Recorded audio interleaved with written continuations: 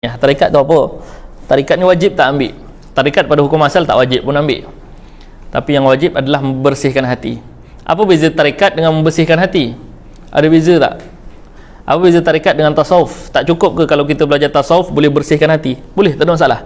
Nak bersihkan hati kalau belajar tasawuf sahaja boleh. Dia ada beza antara tasawuf dengan tarikat. Ada beza. Apa dia tasawuf, apa dia tarikat? Tasawuf ni adalah ilmu. Ada orang boleh belajar tasawuf tanpa ada tarikat, boleh. Ada orang masuk tarikat tak jumpa pun tasawuf. Dua benda yang berbeza. Tasawuf ni adalah ilmu membersihkan hati, tetapi tak menjamin hati akan bersih. Tarikat adalah jalan, riyadhah, latihan untuk membersihkan hati, untuk mempraktikkan apa yang ada pada tasawuf untuk membersihkan hati. Tapi boleh jadi orang yang berriyadhah, orang yang buat latihan membersihkan hati, hati dia tak bersih-bersih pun boleh jadi. Ini masalah dia pada mana? Masalah dia kata para ulama, at-tasawuf laisa liman sabaq walakin liman sadaq.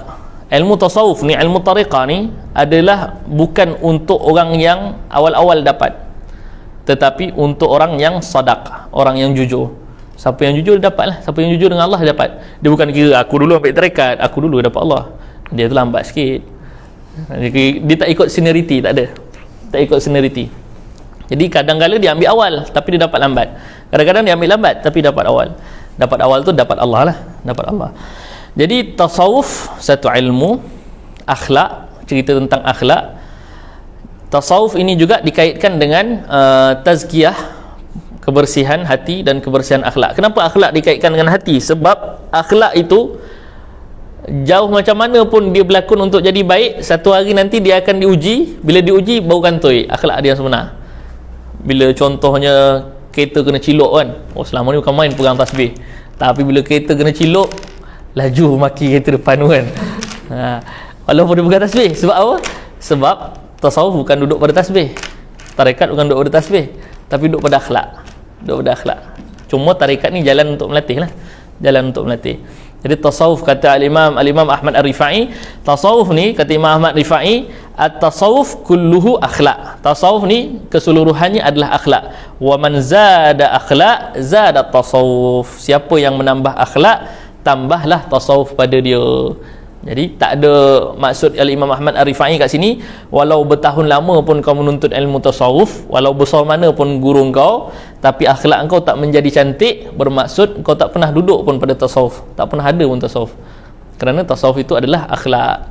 Jadi tujuan kita kat sini adalah memperbaiki akhlak. Baiki akhlak tu duduk kat mana? Duduk kat hati. Orang yang bersih hatinya, akhlaknya jadi cantik. Orang yang hatinya bersih, akhlaknya Allah jadikan cantik. Itu Al-Imam Raslan menyebutkan bahawa ketika engkau mengubahkan kedudukan engkau, kedudukan hati engkau daripada tak baik jadi baik, daripada baik lebih baik, ketika itu Allah akan memindahkan maqam ataupun hal engkau, keadaan engkau tu nanti Allah ubahkan. Engkau usaha je sungguh-sungguh nak ubah hati engkau, nanti akhlak engkau Allah ubahkan. Nak ubah akhlak tak dapat juga kalau hati kotor. Sibuk nak ubah akhlak jadi baik, jadi baik, jadi baik, tapi kalau hatinya kotor tak akan ubahnya. Allah tak akan ubahkan. Beza dengan orang yang sungguh-sungguh nak bersihkan hati, Allah ubahkan akhlak luaran. Jadi sebab itu ilmu tasawuf ni kaitan akhlak dengan hati. Jadi kalau ambil tariqah, tak belajar tasawuf pun tak boleh. Belajar tasawuf tak ambil tariqah tak ada masalah.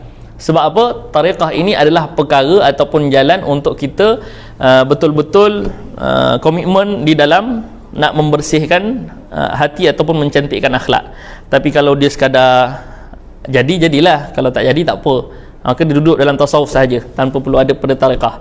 Ataupun dia boleh jadi baik sendiri tanpa ada tariqah, tak ada masalah, boleh duduk dalam tasawuf saja. Tapi tariqah ini adalah orang yang tahu aku ni orang lemah, kalau tak ada perkara yang mendesak aku jadi baik, tak ada perkara yang menjadikan aku ingat pada Allah, aku tak ada tanggungjawab untuk ingat kepada Allah, maka aku tak boleh buat apa-apa, aku tak akan boleh jadi baik. Maka dia ambil tarikat. Sebab apa? Dengan tarikat ni diberikan oleh guru nasihat, diberikan oleh guru dengan wirid supaya beramal, supaya dia ada tanggungjawab dalam beramal.